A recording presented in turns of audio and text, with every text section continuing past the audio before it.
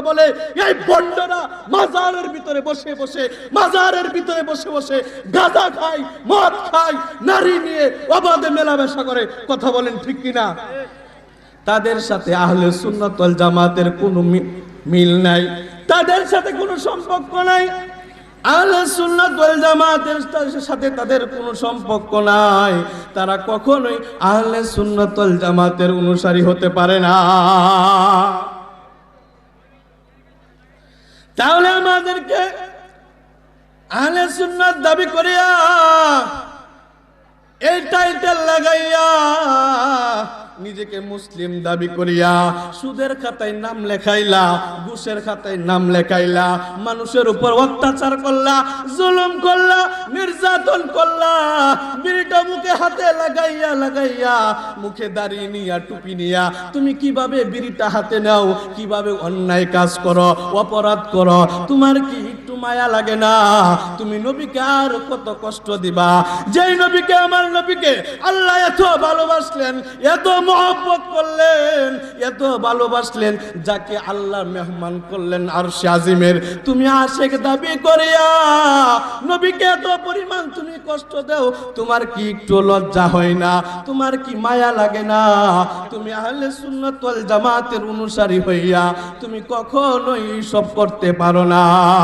আল্লাহ কোরআনে হাকিমের ভিতরে তাকে একটাবার নাম ধরে ডাকে নাই, মুহাম্মাদুর রাসূলুল্লাহ সাল্লাল্লাহু আলাইহি ওয়াসাল্লাম আজমত বলে আমি শেষ করে দিব। আল্লাহ পাক বলেন প্রত্যেকটা নবীকে আল্লাহ নাম ধরে ডেকেছেন, কিন্তু আমার নবীকে সূরা আলহামদুলিল্লাহ থেকে শুরু করে সূরা নাস পর্যন্ত একটা জায়গাও নবীকে নাম ধরে ডাকে নাই। বলি সুবহানাল্লাহ। আদম নবীকে ডাক দেয়, ইয়া আদম উসকুন আনতা ওয়া যাওজুকাল জান্নাহ। আল্লাহু আকবার পড়েন। ইয়া আদম উসকুন আনতা ওয়া যাওজুকাল জান্নাহ, ইয়া নূহ ইহবিতু বিসালামিন মিন্না ওয়া বারাকাতিন আলাইক। নূহ নবীকে ডাক দেয়, ইব্রাহিম নবীকে ডাক দেয়, ইয়া ইব্রাহিম কদ সাদ্দাকতা রুয়া ইন্না কাযালিকা নাজিল মুহসিনিন। চিল্লায় পড়ি সুবহানাল্লাহ। ইব্রাহিম নবীকে ডাক দেয়, তারপরে দেখেন আল্লাহ ডাক দেয় জাকারিয়া নবীকে আমার আল্লাহ ডাক দেয়, ইয়া জাকারিয়া ইন্না নুবাশশিরুকা বিগুলামি ইসমুহু ইয়াহইয়া। মুসা নবীকে ডাক দেয়, ইয়া মুসা লা তাখাফ। আল্লাহু আকবার বলি। আল্লাহ বলে, ইয়া মুসা, হে মুসা। প্রত্যেকটা নবীকে আমার আল্লাহ নাম ধরে ডাকলেন, ইয়া মুসা লা তাখাফ, ইয়া জাকারিয়া ইন্না নুবাশশিরুকা বিগুলামি ইসমুহু ইয়াহইয়া। যখন মুস্তাফার নাম আসলো, যখন নিজের হাবিবকে ডাক দিবে, তখন আমার আল্লাহ ডাক দেয়, ওয়া মা মুহাম্মাদুন ইল্লা রাসূল। একবার জোরে জোরে পড়া যাবে কি সুবহানাল্লাহ?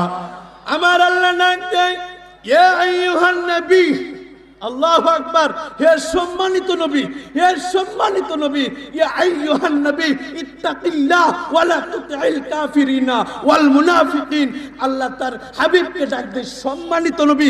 আল্লাহ সূরা মুজাম্মিলের ভিতরে ডাক দেয়, ইয়া আইয়ুহাল মুজাম্মিল। আল্লাহু আকবার। হে কম্বলওয়ালা, হে কম্বলওয়ালা। আমার আল্লাহ সম্মান সুযোগ বা শব্দ ব্যবহার করেন। আল্লাহ সূরা মুজাম্মিলের ভিতরে ডাক দেয়, ইয়া আইয়ুহাল মুজাম্মিল। সূরা মুদাসসিরের ভিতরে ডাক দেয়, ইয়া আইয়ুহাল মুদাসসির। আল্লাহু আকবার। যেই জায়গার ভিতরে নবুয়ত আছে, আল্লাহ সাথে সাথে রিসালাতের শব্দ যোগ করে দিয়েছেন। আল্লাহ সাথে সাথে রিসালাতের শব্দ যোগ করেছেন। ওয়া মা মুহাম্মাদুন ইল্লা রাসূল। মুহাম্মদ রাসূল। আল্লাহু আকবার পড়েন। মুহাম্মাদুর রাসূল আগে নবুয়ত, তারপরে রিসালাত। রিসালাতে শব্দ মিশন করে দিয়েছেন আমার আল্লাহ।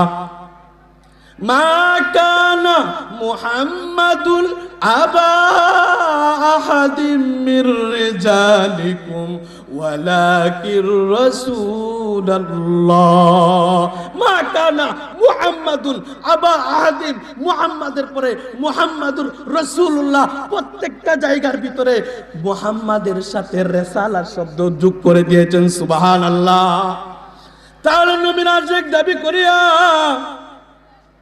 কিভাবে তুমি নবীকে কষ্ট দাও? নবীর সুন্নাত কিভাবে তুমি ছেড়ে দাও? সুদের খাতাত ঘুষের খাতাত কিভাবে নামটা তুমি লেখাও। নবীকে কষ্ট দিও না। আর কোন সময় আমরা নবীকে কষ্ট দিব না। নবীর সামনে তুমি কিভাবে তোমার মুখটা দেখাইবা? তুমি কি একটু লজ্জিত হবে না? কিভাবে তুমি তোমার রাসূলের সামনে কিভাবে তুমি দাঁড়াইবা? কিভাবে দাঁড়াইবা? আল্লাহ আমাদেরকে রাসূলের উপর বেশি বেশি দুরূদ পাঠ করার তৌফিক দান করুক। সকলে পড়ে আমিন। কুরআন এবং সুন্নাহ অনুযায়ী যেগুলা সমর্থন করে সেইভাবে আমাদের জীবনটা পরিচালিত করার তৌফিক দান করুক। সকলে পড়ে আমিন। দুরূদ শরীফ পড়ি। আল্লাহুম্মা সাল্লি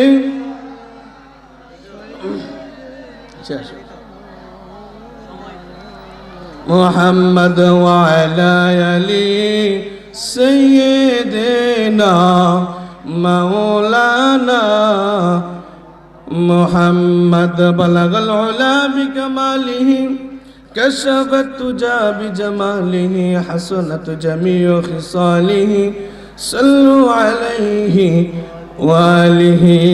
সকলে পড়ে আলহামদুলিল্লাহ। যে বিষয়গুলোর উপর আলোচনা হয়েছে আল্লাহ পাক সেই বিষয়গুলোর উপর আমল করার তৌফিক টুকুন এনায়েত করুক। সকলে পড়ে আমিন। ওয়া মা আলাইনা ইল্লাল বালাগ। আসসালামু আলাইকুম ওয়া রাহমাতুল্লাহি ওয়া বারাকাতুহু।